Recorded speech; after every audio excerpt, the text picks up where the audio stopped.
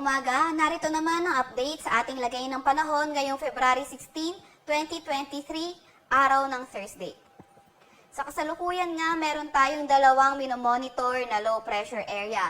Yung isa nasa loob at isang nasa labas na ating area of responsibility. Itong nasa loob, huling namataan sa 750 kilometers east ng Hinatuan, Surigao del Sur, at itong nasa labas naman, nasa 1,340 kilometers silangan ng Eastern Visayas. Itong mga low pressure area na ito, nananatiling mababa ang tsansa na maging bagyo, pero hindi pa rin natin tinatanggal yung possibility na ito ay mag-develop, maging bagyo sa mga susunod na araw or sandali. Kaya lagi pa rin tayo mag-antabay sa update na ilalabas ng Pag-asa.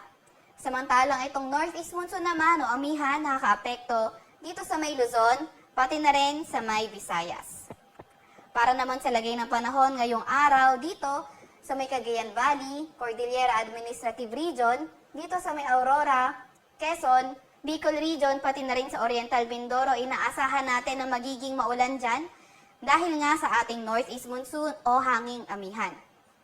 Samantalang dito sa Metro Manila at nalalabing bahagi ng Luzon, magandang panahon naman yung inaasahan natin, although posible pa rin yung mga may hinang pag-ulan. Agwat ang temperatura sa Metro Manila maglalaro from 22 to 31 degrees Celsius. Sa Baguio naman ay 13 to 24 degrees Celsius. Sa Tugigaraw ay 19 to 27 degrees Celsius. At sa Legazpi ay 23 to 28 degrees Celsius. Para naman sa Visayas and Mindanao, inaasahan natin for today, dito sa may Visayas magandang panahon and may mga may hinang pag-ulan lamang ating inaasahan. At dito naman sa may Mindanao, dito sa may bandang Caraga, sa may Davao Region, Northern Mindanao at Zamboanga Peninsula, magiging maulan din dyan na may mga kasamang thunderstorm dahil nga sa trough or extension ng binabantayan nating low pressure area.